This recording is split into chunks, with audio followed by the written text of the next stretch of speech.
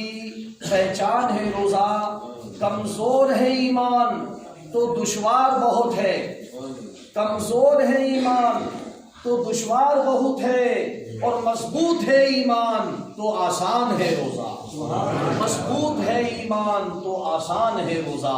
یعنی معلوم ہوا کہ جس کا ایمان مضبوط ہوگا اس کو روزہ بالکل آسان لگے گا، اور جس کا ایمان ہی کمزور ہوگا اس کو روزہ بڑا مشکل لگے گا۔ کہ صاحب دھوپ ہے، پیاس لگتی ہے، بھوک لگتی ہے، یہ تمام کام ہوتے ہیں، کھیتی باڑی کرنا ہے، بازار جانا ہے، گھر کے کام ہوتے ہیں، تو سمجھ لو کہ ایمان کمزور ہے، کیونکہ روزہ جو ہے وہ ایمان کی علامت ہے، روزہ اسلام کی علامت ہے۔ اسی لیے تو اللہ کے رسول نے ارشاد فرمایا کہ تم روزہ رکھو گے تو اللہ تعالیٰ تمہیں شفا عطا فرما دے گا، روزہ رکھنے والے کے رزق میں اللہ برکت عطا فرما دے گا، رزق کبھی کم نہیں ہوتا۔ ہم نے سوچا کہ صاحب روزہ رکھ لیں گے تو ہم کام دھندا نہیں کر پائیں گے، کھیتی باڑی کا نقصان ہو جائے گا، ہمارے کام کاج کا نقصان ہو جائے گا۔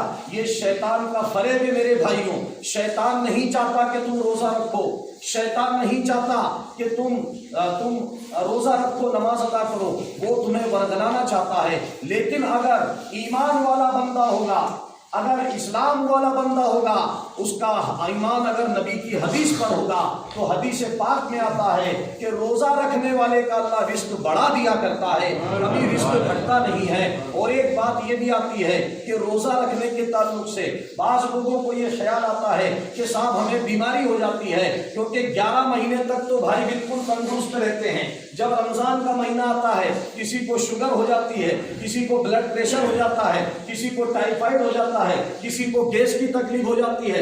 11 مہینے تک کوئی تکلیف نہیں ہوتی، لیکن جیسے ہی رمضان کا مہینہ آتا ہے تو ساری بیماریاں شروع ہو جاتی ہے۔ اللہ کے رسول نے فرمایا کہ روزہ رکھو گے تو اللہ تعالیٰ ساری بیماریوں سے شفا عطا فرمائے گا۔ ہر بیماری کا علاج روزے کے اندر ہے، ہر رزق کی کشادگی کا علاج روزے کے اندر ہے، دعاؤں کی قبولیت روزے کے اندر ہے، مومن کے ایمان کی علامت روزے کے اندر ہے۔ اسی لیے اللہ کے رسول نے کیا فضیلت بیان فرمائی ہے۔ اللہ کے رسول نے ارشاد فرمایا، اے مومنو، تمہارے اوپر رمضان کا مبارک مہینہ آنے والا ہے، ایسا مہینہ سایہ فگن ہونے والا ہے کہ جس مہینے میں اگر کوئی ایک فرض ادا کرتا ہے تو اسے 70 فرضوں کا ثواب دیا جاتا ہے، اگر کوئی ایک جمعہ ادا کرتا ہے تو اسے 70 جمعے کا ثواب دیا جاتا ہے۔ آج آپ ایک جمعہ ادا نہیں کر رہے بلکہ ایک ساتھ 70 جمعہ ادا کر رہے ہیں، یہ 70 جمعوں کے برابر ایک جمعہ ہے۔ اگر کوئی نفل نماز ادا کرتا ہے تو اسے فرض کے برابر ثواب دیا جاتا ہے۔ اگر کوئی ایک بار سبحان اللہ کہتا ہے تو ایک روایت میں آتا ہے اسے 1,00,000 بار سبحان اللہ کہنے کا ثواب دیا جاتا ہے۔ اگر کوئی ایک بار درود پاک پڑھتا ہے تو اسے 1,00,000 مرتبہ درود پاک پڑھنے کا ثواب دیا جاتا ہے۔ پڑھیے درود پاک، اللہم صلی علی سیدنا مولانا محمد السلام علیکم یا رسول اللہ۔ اللہ کے رسول فرماتے ہیں اس مہینے میں جنت کے دروازے کھول دیے جاتے ہیں، جہنم کے دروازے بند کر دیے جاتے ہیں، شیطان کو قید کر دیا جاتا ہے، اور رحمت کے فرشتوں کو زمین پر پھیلا دیا جاتا ہے، رحمت کے فرشتوں کو زمین میں اتار دیا جاتا ہے۔ اور اس مہینے میں ایک رات ایسی آتی ہے جسے شب قدر کی رات کہا جاتا ہے۔ اس رات میں اگر کوئی عبادت کرے گا تو اللہ تعالیٰ اسے 1000 مہینوں کا ثواب عطا فرمائے گا۔ ایک رات کی یہ فضیلت ہے میرے بھائیوں، تو 30 رات کی فضیلت کیا ہوگی؟ ایک روزے کی یہ فضیلت ہے تو 30 دنوں کی فضیلت کیا ہوگی؟ ہم کھیتی باڑی بھی کر رہے ہیں، ابھی سیزن کا موقع چل رہا ہے۔ میں نے پہلے بھی عرض کیا تھا کہ رمضان بھی یہ بھی آخرت کی کھیتی ہے۔ ایک طرف اگر کاٹنے کا موقع ہے تو ایک طرف بونے کا موقع۔ اگر آج رمضان میں ہم روزے کا بیج نہیں بوئیں گے، آج رمضان میں ہم اگر تراویح کا بیج نہیں بوئیں گے تو کل قیامت میں پچھتانا پڑے گا میرے بھائیوں۔ ایک فصل کو کاٹ کر دوسری فصل کا نقصان کسان نہیں کرتا، کسان تو وہ ہوتا ہے جو اپنی آخرت کی بھی کھیتی تیار کرتا ہے اور دنیا کی بھی کھیتی تیار کرتا ہے۔ اسی لیے تو جے جوان اور جے کسان کا نعرہ لگایا جاتا ہے۔ کسان کی جے کا نعرہ اسی لیے لگایا جاتا ہے کہ وہ دنیا کی بھی کھیتی کو سنبھالتا ہے، وہ آخرت کی بھی کھیتی کو سنبھالتا ہے۔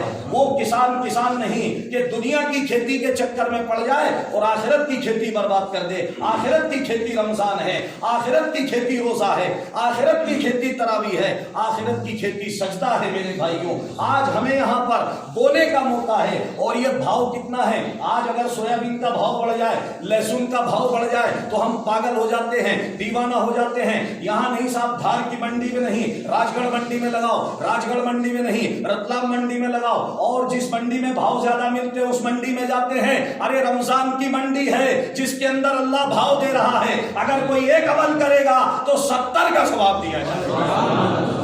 इससे बढ़ करके मंडी कहाँ होगी, इससे बढ़ करके व्यापारी कहाँ मिलेगा। अरे अल्लाह ताला से व्यापार करो मेरे भाइयों, अल्लाह ताला से सौदा करो, अल्लाह ताला से तिजारत करो। इससे बड़ा तिजारत करने वाला कौन मिलेगा, अल्लाह ताला से बड़ा बदला देने वाला कौन मिलेगा। अरे ये तो बनियों की चाल होती है कि जब किसान का बोने का टाइम आता है तो फसल के रेट बढ़ा दिए जाते हैं, और जब किसान काटता है तो फसल के रेट घटा दिए जाते हैं। ये व्यापारी धोखा होता है। लेकिन अल्लाह ताला, अल्लाह पर अल्लाह तो इतना मेहरबान है कि अभी आपने सजदा नहीं किया, अभी आप मस्जिद नहीं आए, आपने सिर्फ जुमे की नियत कर ली तो अल्लाह आपको 70 जुमे का सवाब अता फरमा देगा। सिर्फ नियत करने से अल्लाह ताला अमल का सवाब अता फरमा देता है, और जब बंदा अमल कर लेता है तो वो सवाब उसके नामे अमाल में लिख दिया जाता है। इसलिए रोजादार बहुत सारे हैं, एक मैं भी रोजे से हूँ। मेरा काम क्या है भाई, इमाम साहब आपका क्या काम, नमाज पढ़ो, आप तो आराम कर रहे हो, पंखे के अंदर सो रहे हो, कूलर के अंदर सो रहे हो।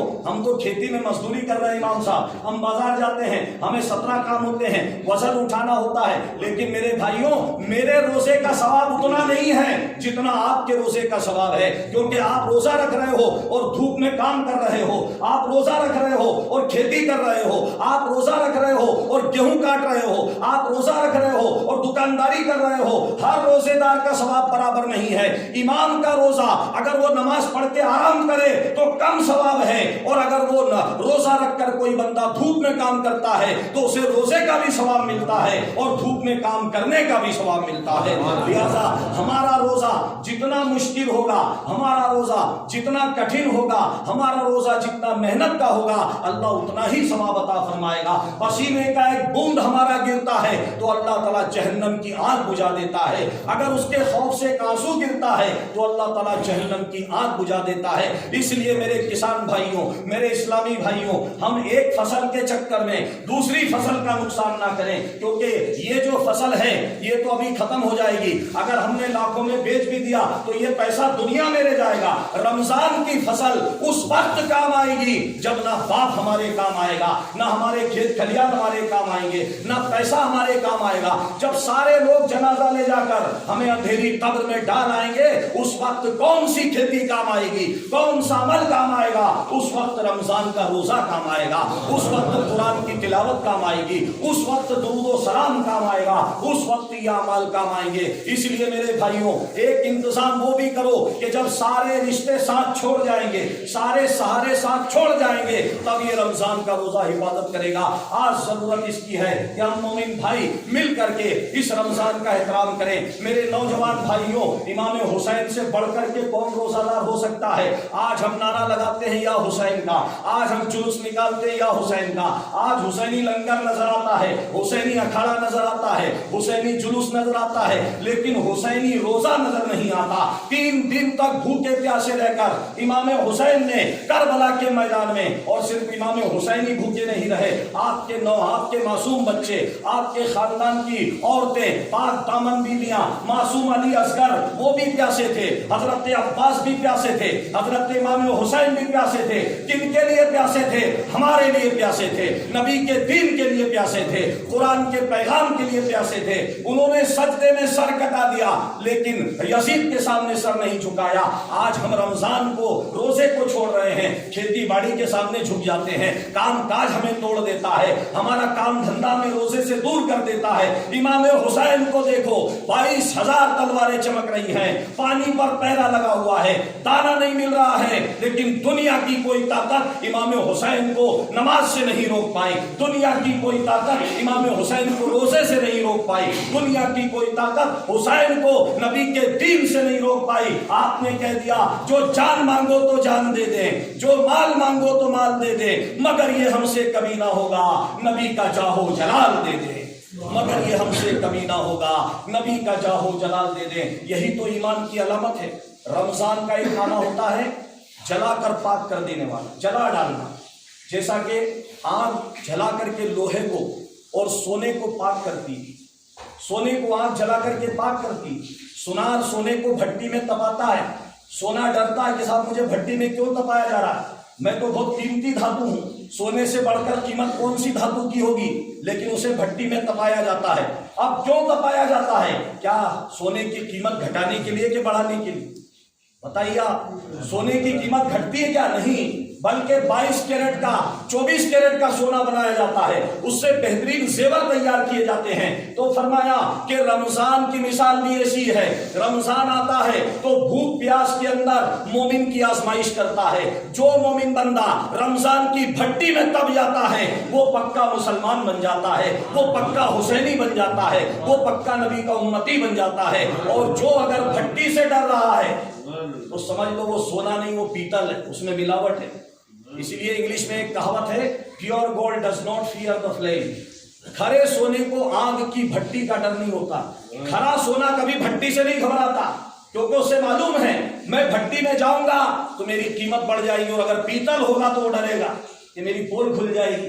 اگر بھٹی میں گیا تو پیتل پتہ چل جائے گا.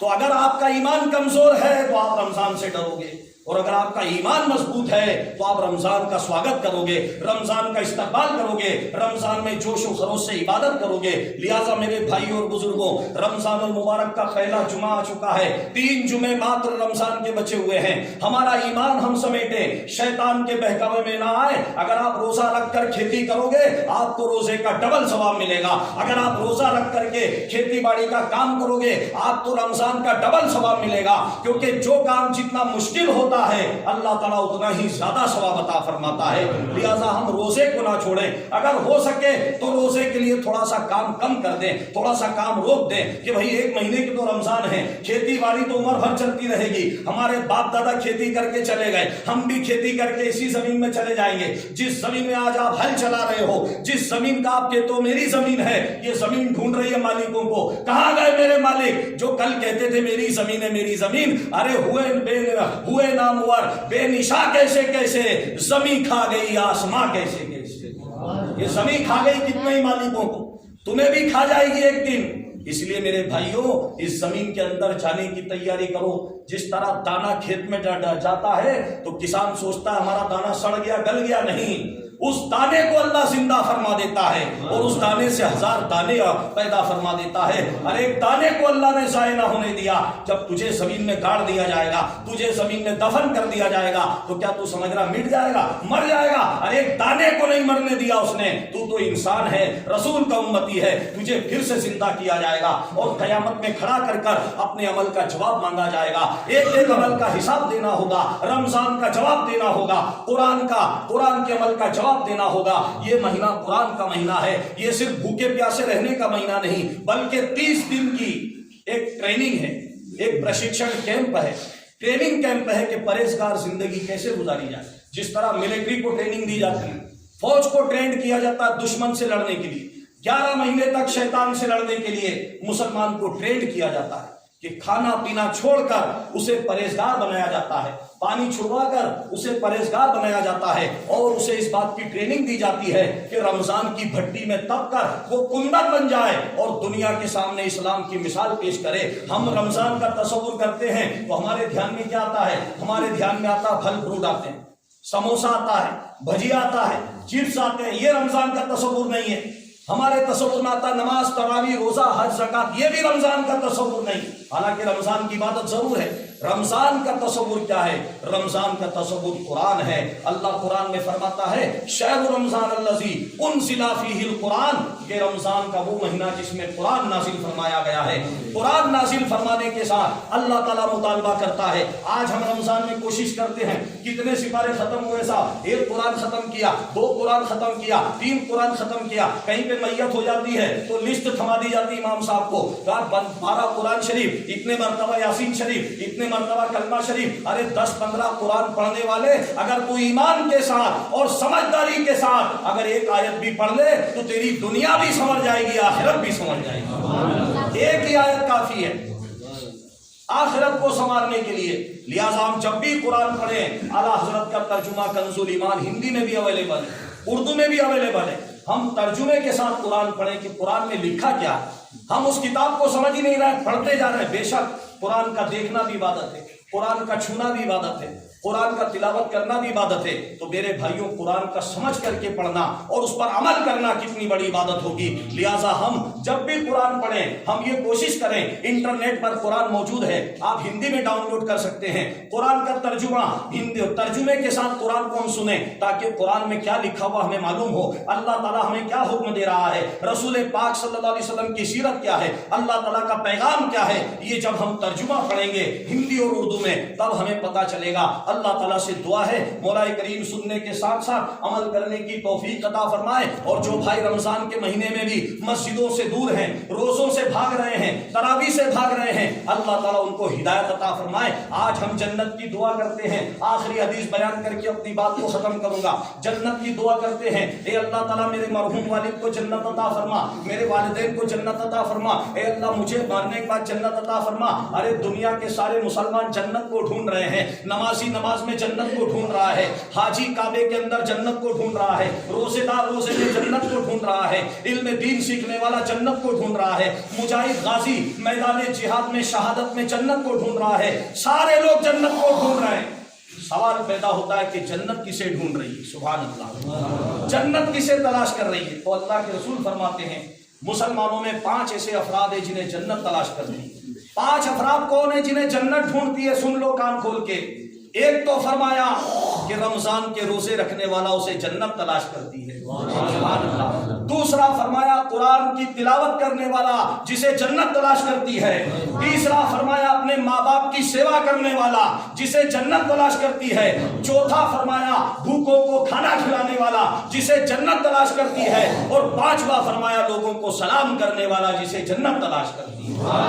یہ 5 وہ خوش نصیب مسلمان ہیں جن کی تمنا جنت کرتی ہے، جن کی آرزو جنت کرتی ہے، جن کو جنت ڈھونڈتی ہے۔ لہٰذا میرے بھائیوں، اس میں سے 3 کا تعلق رمضان سے ہے۔ روزہ رکھنے والے کو جنت تلاش کرتی ہے، قرآن کی تلاوت کرنا جو کہ رمضان میں نازل ہوا ہے اسے جنت تلاش کرتی ہے، ماں باپ کی خدمت کرنا اسے جنت تلاش کرتی ہے۔ اور فرمایا بھوکوں کو کھانا کھلانے والا، بھوکا روزے دار سے بڑھ کے کون ہوتا ہے، پیاسا روزے دار سے بڑھ کر کون ہوتا ہے؟ اللہ کے رسول فرماتے ہیں جس نے کسی روزے دار کو روزہ افطار کروایا، ایک گھونٹ پانی پلایا یا ایک کھجور کھلا دی، روزہ افطار کرایا، اللہ تعالیٰ روزے دار کے ثواب کے برابر افطار کرنے والے کو ثواب عطا فرمائے گا۔